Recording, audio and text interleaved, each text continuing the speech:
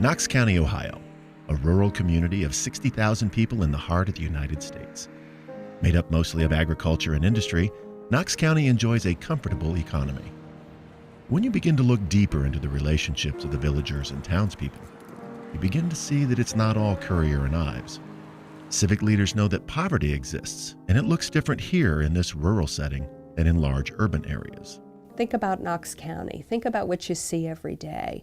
You look around, you see beautiful settings, you see beautiful landscapes, you see old buildings, but what you may not realize, you actually see the face of poverty. You know, we have a number of people in our community that are barely making ends meet, but that doesn't mean that any of us couldn't be in a real tight situation really fast. If we look at children under the age of 18, nearly 1 in 4 children in Knox County live in poverty. We know that at least 13% of Knox County households are living in poverty, but certainly there are many more that are living at very low incomes and struggling to make ends meet. We have a working poor here. We have a lot of people who are trying really hard. Unemployment right now is only at 6.5%. However, people are working, but they're not getting paid a lot. So they still need help. They need help with Christmas. They need help with their food making ends meet. Even though they might get SNAP benefits, that doesn't always make it all the way through the month. In a rural community, you know, poverty involves things like sleeping on friends' couches, living with Aunt Betty until Aunt Betty says there's no more room at the house and you need to make a different choice. Poverty's more hidden, and people aren't seen on the streets. Basically, we have what we term couch surfers, and they move from friend to friend or family member to family member. They can stay a night here, maybe 2 nights there, and they're hidden from sight. So it's easy sometimes to put them out of our minds. So, how does a healthy rural community handle these challenges? Partnerships make the difference. You know, typically we're not a direct service organization. Typically we're the community planner and the convener and working with the partner agencies who do a lot of the legwork or most of the legwork in our community. The Salvation Army provides so many different services to the community. One of our biggest programs is the social services program, and we offer emergency services to clients who find themselves in a situation that they really wasn't expecting. Well, Interchurch is an emergency needs provider, and we have 4 offices in the county: Danville, Centerburg, Fredericktown, and Mount Vernon. And we provide the same services in all 4 locations. So no matter where someone is, it's easy to get to an office and ask for assistance. So maybe their electricity is being shut off, or they are being evicted from their home, something that they have maybe never even been through. And so they come to the Salvation Army often as their last resort. They can access our food pantries once every 30 days for food assistance. They can access some financial assistance for things like utility disconnects, if they're a little short on the rent because something else has shorted, you know, their checks, or they've had an unexpected expense. We can help with that. We can help with some prescriptions. We don't do pain prescriptions, but we will help with heart medications, diabetes medications, antibiotics, those types of things. And we can help with some gasoline vouchers to enable people to get to out-of-county medical appointments when needed. The work we do through United Way of Knox County involves many different community organizations that serve the education, the health, and the income needs of our community. Locally governed and locally operated, we're able to use local volunteers to determine what community needs are and then figure out the best opportunities to make investments in those needs, creating opportunity for all. We also have many programs to help families throughout the week. We have an after-school program that serves children from East Elementary and several other elementary schools, and every day they come after school, they are tutored and they get their homework done, they have a snack, and they're taken care of often when parents are still working and they would have been home alone. We also have many children's programs, teen programs that will keep kids after school in a healthy, safe environment. We have some character building programs, mentoring programs, leadership programs for all ages, and just to be able to give them a leg up and out of maybe some of the difficult situations that they're at home.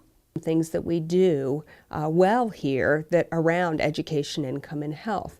So when you think about from early learning campaigns, some may know as the Born Learning Campaign and the Born Learning Trails, to the income side of things, which would be our financial stability program, from free tax assistance to promoting the use of 211 and the importance 211 brings to our community, as well as accessing the free prescription card for families, the FamilyWise discount card. Those are just a few of the ways that United Way works with volunteers and individuals in our community working to address needs. We hear it occasionally. Why can't they just get a job? The fact is that Knox County's unemployment rate is 0.5 percentage point lower than the national average and a full percentage point lower than Ohio's average. So they do have jobs. But it's not enough to get by sometimes. And it's not the same people asking for help all the time. I think a lot of people believe that the people that Interchurch assist, that they all are living on the dole. And by that I mean they think they are all receiving help through Jobs and Family Services, that they're not doing anything to help themselves. And that's a long ways from the truth.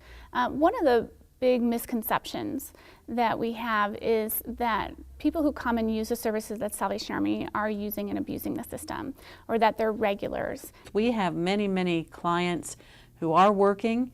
They just don't make enough to support their family in today's world. And most of our clients have never been in this situation before. Many of them come and they're fumbling when they come to our window. They've never asked for help before, and maybe it's just because they lost their job or there was a death in the family. When working with individuals who are in the midst of dealing with all of the different aspects of poverty, we want them to access the services and the resources they need to meet their basic needs, and then when they're ready to move on and look at asset building. That leads to, when we build assets, that leads to financial independence. Some families make it paycheck to paycheck and they budget their money very closely, but then their car breaks down or something happens to where they need to put all their money into something else that they weren't expecting.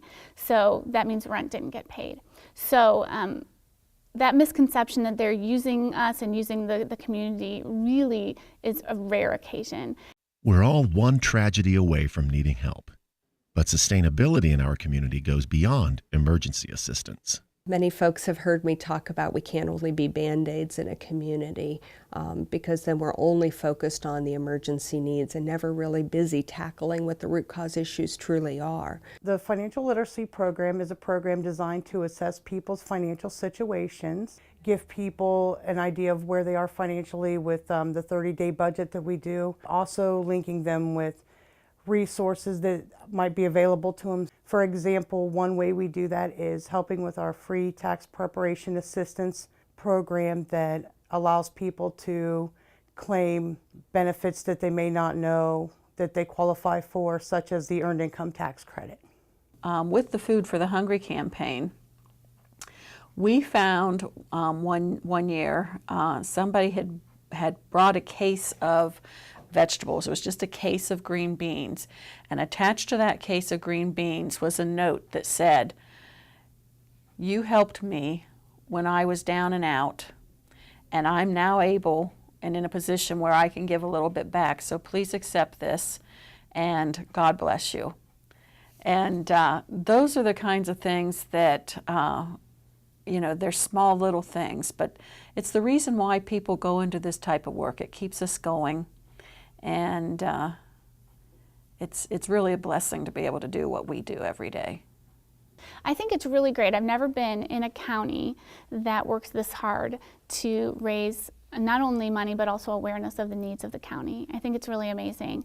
And so we just want to continue to let the community know what the needs are, not to bury our head in the sand, because it is, because it's a smaller county, we are able to meet the needs if we all work together. And there's many counties that it's just too overwhelming. The needs are too overwhelming. But here we could do it. And we've seen that happen. And so I think as long as people pull together and really educate themselves that there is a need here and that it's not people who are just trying to be greedy and take advantage, as long as they see that it really is helping your neighbors get through a tough time, then I think that's wonderful, and I think we will be able to help those that really need it. Every community has its challenges, but knowing these resources to fill these needs is a huge step in creating and sustaining a healthy rural community.